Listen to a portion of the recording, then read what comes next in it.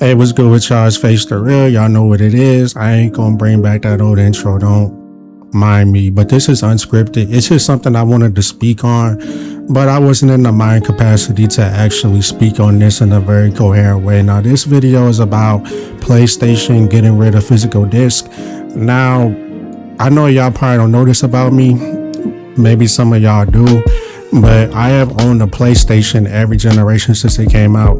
My original PlayStation I owned back in '97 doesn't work anymore. My PS2 still works. My PS3 still works. My PS4, I went through multiple because the room I was in was very hot and it kept melting my HDMI port. But now I got that taken care of since I moved, and then I got the PS5. Now, from the PS1 through PS4 era, I probably have at least, I'm talking about physical copies, maybe around 150 games, physical, because you gotta realize I didn't really start buying games until, for myself, until like the PS3 era, when I got like my first serious job. So just a little background, I do have other consoles. I'm not a console fanboy. I have an Xbox Series X. I love the 360. I have most of the Nintendo consoles outside of the Wii's. So this isn't a console fanboy, crying, oh my God, they're getting rid of physical games. It's not even like that. It's just basically a very disappointing move, because a lot of us grew up on PlayStation. If you didn't grow up on PlayStation, you adopted a PlayStation and you got like a very healthy ecosystem of games. Some of y'all got physical, some of y'all got digital, but either way, we're all screwed. So if you got physical, next PlayStation, say goodbye to every backwards compatibility unless it's a digital game. If you only have a digital library, if you only have a digital library, it actually came out that it's in the clause that if you don't log into your PlayStation account for 3 years, then they reserve the right to move forward and terminating your entire account. Now, some of us are family men. I know a lot of men that, or knew of a lot of men that had, children, was working a lot, was tending to their woman, the house. They didn't really have time to game, so they just put it down for a few years. But a lot of them did come back. Not to say that they played the game as much as they did in the past, but they came back. So what Sony is saying, hey, you could take a break, but if you are gone for longer than 3 years, we gonna delete it. And to be honest with y'all, I don't even know if this is 100% true, because I have people on my friend list right now on PSN that hasn't been on in years. For instance, I might bring him up on here, I might not, but there was like this dude that I met on GameFAQs back when Street Fighter 4 was, a prominent game. Then we got Street Fighter 5, we used to spar on that. One day, he just stopped getting online. I haven't seen him online since before C19, and his account is still there. Not only is his account still there, but the other account that he had before, the new account, is still there, and it hasn't even had any activity for years. I'm talking about at least 6 years. So I don't know exactly how they're gauging it. Maybe he's just permanently offline somewhere, or maybe he passed away, unfortunately. But either or, his account is still there, And I have other accounts that haven't even been online since the PS3 or beginning of PS4, and they're still there. So I don't really know how accurate that is, or how they're going to actually implement this kind of change. But either way, it's not good. It's very not good.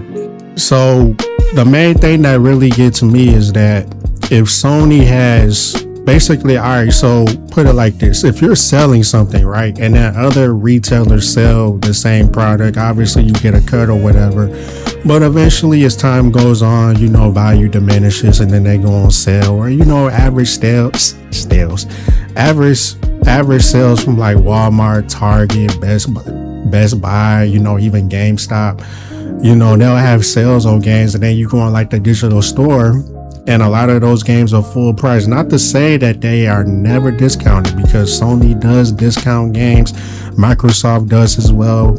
Everybody knows Nintendo doesn't. Super Mario Odyssey came out in like 2017. It's still $60, and I haven't really seen it below 50. Maybe I saw it around 45, but at the same time, it's a 9-year-old game. It should be bargain bin, but that's just an example. So every time like I see any kind of like headline of Sony getting rid of physical disc and cutting out the middleman, I think about Nintendo. Nintendo has no incentive to give us discounts on their first party titles, and I feel like Sony is going to adopt the same thing. We're going to be paying, well, not me, because I ain't getting a PlayStation 6. I'm jumping ship to PC, but y'all gonna be paying, $80. And on top of that, the way that the gaming industry is going, where they just nickel and dime you every step of the way. You buy a game, then they ask you for more money. It's all like, dang, I can't even really get into the game without y'all selling me DLC, season passes, different characters, costumes, and cosmetics, and and I know I'm gonna sound like an old man, but back in my day, we would literally just play the game and we would unlock characters. I wish we would go back to that. I know people buy the developer excuse of, oh, these games cost so much to make, but that's the thing though. We as gamers don't care how much it costs. I don't care if you spend $100 million on the game because you want me to see some kind of booty cheek hair swinging in the wind as you climb a tree or something. I don't care about that. I care about gameplay. And that's exactly why I haven't really fallen out of love with Nintendo exclusives. But like Sony exclusives and Microsoft exclusives, I don't really get excited for them because I know it's going to be mostly cinematics. I know the game is going to automatically play itself. I know the gameplay is going to be so freaking easy to get by. And I'm not saying Nintendo games are, oh my god, like this is hard. Like, I don't know, like some of them are, like New Super Mario Brothers. That game is hard. That's the only Mario platform I gave up on. I got pretty far and I just got over it. But majority, they're pretty tolerable, maybe a little challenging, but they're not gonna make you rage quit or anything unless you're that bad at the game. No offense to you. But that's why I like the Soulsborne games. That's why I like fighting games. That's why I like, some racing games, because those games, they don't really take the control away from the player. Like you're playing. It's pure gameplay. So same thing with Resident Evil. Certain games like Resident Evil 6, take the control away from you a lot. Resident Evil 7 did as well. 8, yeah, like pretty much all like the classic games. And I even say like the modern game. I know I said Resident Evil 6, but that's purely gameplay most of the time. It's just they try to make it more cinematic or whatever. But still, that has more gameplay than a lot of games nowadays. But that's just what I'm thinking about. Like, we're pretty much getting screwed. I don't understand why everybody, well, not everybody, because I do see like a very vocal minority basically hating this, but it should be every gamer, even if you don't buy physical. Look at the writing on the wall. If you know that Sony is just going to they're just going to give you access to the game, not even like buying it, not owning it, you're just going to have access to it until they revoke it. And they have shown us that they will revoke games and recently movies. I made a video talking about, I think it was in my Grand Theft Auto video, where I was talking about how the crew got taken off completely. Like you can't even play that game. I don't know if you can access it at all, because it was an online only game. Or Ubisoft, they stopped supporting it, so you can't play it no more. Concord is the same way. They don't took off like 500 movies, and movies that people like, everything that I'm naming, people pay for these. So we're heading into a very dark moment in gaming, probably like the darkest, because there's a lot of people, including myself, that don't buy games full price unless like it's my absolute favorites. A game could look really cool, but then I'll be like, well, I got this game to play, I'll just wait till it get discounted. But we kissing that goodbye. So I'm not spending $80 to $100 on all games, especially when a lot of games aren't even worth it. And I know people are like, well, $100 for Grand Theft Auto 6, that's worth it and all that. And, I can kind of see that point of view because it's got like insane replay value. But at the same time, by supporting that, you're supporting games, because if that game sells well, all the developers are going to be selling. their games. Like they're gonna have like an $80 version where it's like gimped, where they cut content intentionally, no DLC, and then they're gonna have a more expensive premium version, $90 to $100, and you got yourself to blame for that. And I know I might, because I'm a huge Grand Theft Auto fan. Like I pretty much beat all of them except for the PS1 games and the Stories game, because I never had access to the Stories games. But I heard that they're good. But I beat all the 3D games without codes multiple times, different playthroughs, different challenge runs. And even I'm just like, I don't know about supporting this. I know I will end up getting it, but at the same time, like, this is like, it should be a no-brainer. But now I'm looking at everything going on, and I'm like, man, I don't even know if I really want to support this, you know? So Sony is really shitting the bed this generation. I know we got on Xbox back in the Xbox One generation. I know we talk bad about Nintendo, but Sony is starting to be the worst.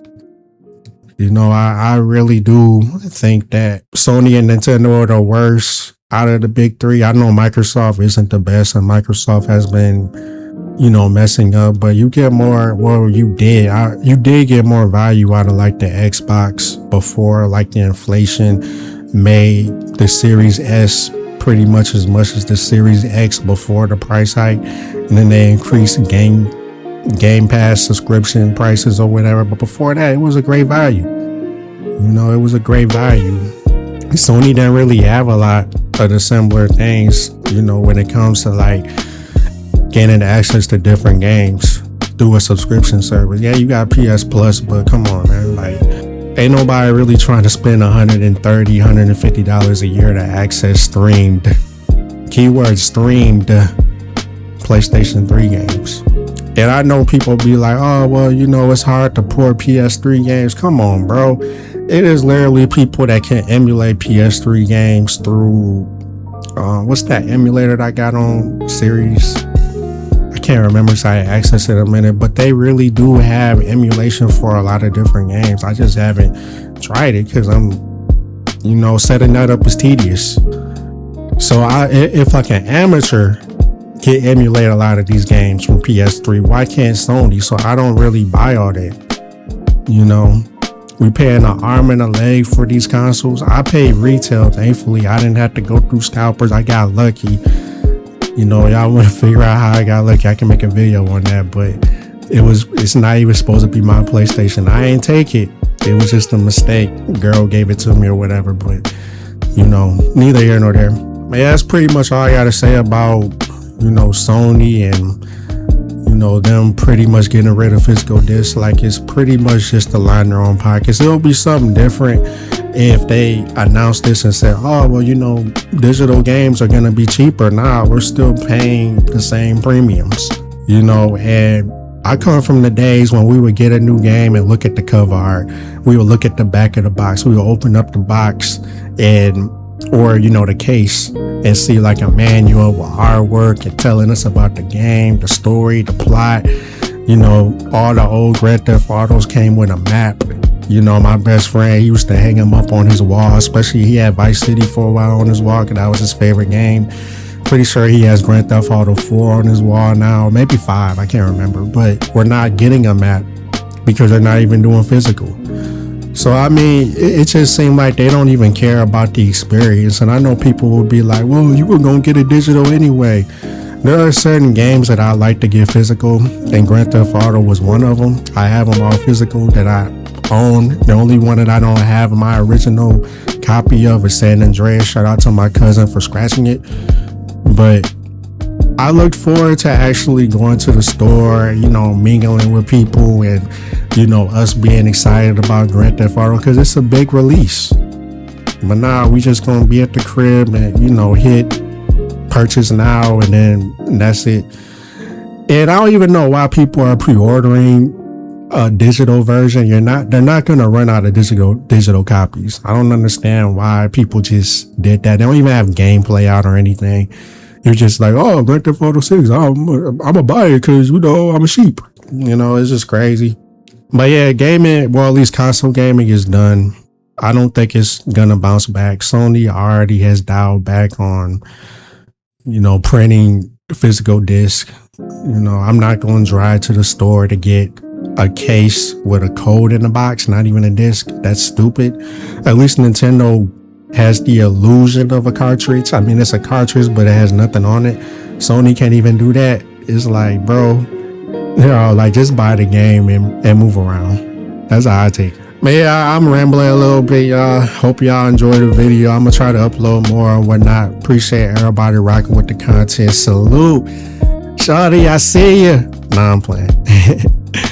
Much love, y'all. Be safe. Remember, everybody got a bad opinion of you, but ain't never voiced it to your face, directly to your face, but they voice it to everybody else. It is what it is. You can't even really take them people serious. Just let them move around and be the bottom feeders that they are. Real talk. You great, so be great. And at the end of the day, stay great. Be safe. Much love, y'all. Face signing out.